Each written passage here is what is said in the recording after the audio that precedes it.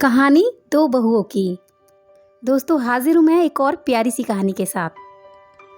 नीता को तारीफ शब्द पता ही नहीं था। घर के सारे काम वह एकदम सही सही करती थी। खाना बहुत स्वादिष्ट बनाती थी, लेकिन फिर भी आज का खाना बहुत अच्छा है बहू, ऐसा उसकी सास कभी बोलती ही नहीं थी। और पति भी कभी उसकी प्रशंसा ही नहीं करता था। उसने बनाया हुआ खाना चुपचाप खाकर उठकर दोनों पति और सास चले जाते थे। उसने खाना खाया या नहीं खाया, उन दोनों को कोई फ़र्क ही नहीं पड़ता था। सास को वह पसंद भी नहीं थी। उसके हाथों से ज़रा सी भी भूल हो गई तो सास तुरंत गुस्सा करती थी। और उससे भी ज़्यादा बुरी बात यह थी कि उसके पति और उसके बीच ज़्यादा बातचीत भी नहीं होती थी। दोनों ने जैसे चुप्पी साध रखी थी। वह उस पर ध्यान ही नहीं देता था। परदेश में पढ़ाई करने गया हुआ देवर मात्र समय समय पर नीता को फ़ोन करता था और पूछता था, भाभी आप कैसी हो। उसका फ़ोन आने पर नीता बहुत खुश होती थी। अपना मन हल्का करने का उचित स्थान था नीता का। कुछ ही दिनों में देवर की पढ़ाई खत्म हो गई और वह घर आया। थोड़े समय के भीतर उसे एक अच्छी नौकरी भी मिल गई। नीता को बहुत आनंद हुआ। नौकरी लग जाने के बाद उसकी सास अपने छोटे बेटे की शादी के लिए बातचीत करने लगी, पर देवर को एक भी लड़की पसंद ही नहीं आती थी। इसने ही बोला होगा उसे मना करने को, सोचकर सास नीता को ही दोष दे रही थी। नीता को चिंतित देखकर देवर ने अपनी माँ से कहा, माँ, मैं एक लड़की से बहुत प्यार करता हूँ, मैं उसी से शादी करूँगा। देवर जी, यह बात आपको पहले बतानी चाहिए थी ना। नीता ने यह बात अपने पति के कानों पर डाली। इस बात पर उसने थोड़ी सी किटपिट की, लेकिन लड़की देखकर वह भी तैयार हो गया। सवाल बचा सास का, अपने छोटे बेटे का मन कैसे दुखाएगी वह। बाद में उनकी भी हाँ हो गई। नीता को बहुत खुशी हुई।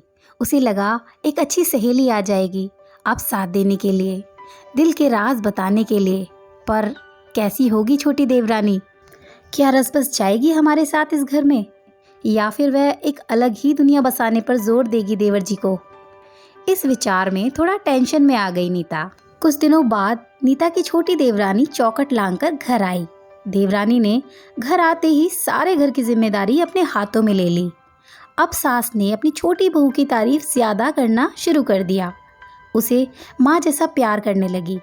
यह देखकर नीता की आंखों में आंसू आ जाते। वो सोचती, मैं भी तो यही सब काम करती थी, फिर मेरे साथ ही ऐसा बर्ताव क्यों। अब थोड़े दिनों में छोटी देवरानी पूरे घर पर राज करेगी और फिर मेरी जगह वहाँ कोने में होगी। अपने ही विचारों में खो गई नीता। नीता के भाव समझने पर छोटी देवरानी नीता के हाथ अपने हाथों में लेकर बोली, दीदी, मुझे सब पता है, मुझे अपनी छोटी बहन समझिए, देखना बहुत जल्दी सब कुछ ठीक हो जाएगा। छोटी देवरानी ने पूरे घर की जिम्मेदारी तो ले ली थी, लेकिन वो कामों में कुछ ना कुछ बार बार भूल करती थी। फिर देवरानी नीता के पास जाती और मदद मांगती थी। यह देखकर सास थोड़ा सा गुस्सा हो गई कि मेरे रहते वह छोटी बहू बड़ी बहू के पास क्यों पूछने जाती रहती है। अब सास भी रसोई घर में आकर चार काम शुरू करने लगी। धीरे धीरे वह छोटी बहू के साथ साथ अनजाने में बड़ी बहू से भी प्यार से बर्ताव करने लगी, प्यार से बोलने लगी, नई पदार्थ दोनों को सिखाने लगी, भूल समझकर समझाने लगी। अब सास और दोनों बहुओं में अच्छी दोस्ती होने लगी। बस इसी वजह से बड़ी बहू का स्वभाव थोड़ा सा अच्छा होने लगा। उसके स्वभाव में थोड़ा सा खुलापन आ गया। सास भी दोनों के साथ कभी शॉपिंग तो कभी फिल्म देखने जाने लगी। वो अपनी बहू को समान प्यार करने लगी। इस वजह से घर का माहौल हंसता खेलता हो गया। इसके अलावा अपने भाई और अपनी पत्नी की बॉन्डिंग देखकर नीता का पति भी उसके साथ थोड़ा सा अच्छा व्यवहार करने लगा। यह देखकर छोटी बहू बहुत खुश हुई। दीदी, घर पर पहले आप ही का हक था, ऐसा बोलकर छोटी बहू ने पूरी घर की जिम्मेदारी अपनी जेठानी को दे दी। साल भर में नीता के देवर को अच्छे वेतन पर बड़ी पोस्ट पर स्थानांतरित किया गया। अब छोटी देवरानी भी अपने पति के साथ परदेश जाएगी। मैं फिर से अकेली रह जाऊंगी। इतना ही नहीं, इतने सालों बाद सास का व्यवहार जो इतने सालों बाद बदल गया, कहीं वो फिर से पहले जैसा हो गया तो। इस विचार से ही नीता डर गई। देवरानी की नीता को इतनी आदत हो गई थी कि उसके बिना घर काटने को दौड़ेगा। देवरानी के आ जाने से घर का माहौल बदल गया था।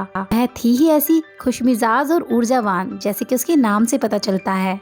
यहाँ देवरानी की हालत भी कुछ अलग नहीं थी। उसे दुख हुआ कि यदि यहाँ रहना पड़ा तो उसे अपने पति से दूर रहना पड़ेगा। देवर और देवरानी के जाने की टेंशन में नीता सोच में पड़ी। अंत में उसने देवरानी से पूछ ही लिया तो देवरानी ने जवाब दिया कि दीदी, सारा दिन नए स्थान पर मैं अकेली रहूंगी, उससे अच्छा है मैं यहीं रहूं। आपके देवर को बोला है मैंने, शनिवार और रविवार की छुट्टियों में आप यहीं आ जाया करें। मैं भी उनके साथ जाया करूंगी बीच बीच में, थोड़ा बदलाव के लिए। उस पर वह बोलते हैं कि 6 महीने में वापस यहीं पर बदली करवा लूँगा मैं। अपने पति की नकल करते हुए देवरानी बोली और छोटी देवरानी भी हंसने लगी।